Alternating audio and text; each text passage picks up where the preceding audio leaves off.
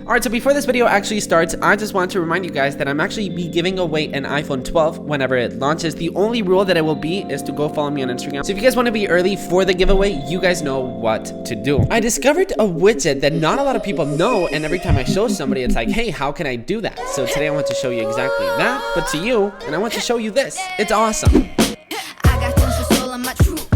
What is going on, guys? My name is Nikki, also known as the Lemon Boy, and today I want to show you how to put your favorite contacts in your home screen, so you can literally just tap your favorite contact and you can call them right away. So all you gotta do is jump over to the App Store, search up the app called Favorites. It's completely free, and then once you actually open it, you're gonna put your favorites as your widget size, and at least that's what it's called. I've got my family and my girlfriend, and then once you're actually done, you can change a bunch of different things. For example, the widget appearance, you can change it from a green background or to a system background, which will mean whenever you turn on dark mode and turn off dark mode, it will be white or black. And then that's it. Go to your home screen, tap on edit home screen, add a new widget, tap on favorites, and then you'll have a bunch of different options to add to your widgets. You can have one favorite contact, your favorite person, straight from the home screen.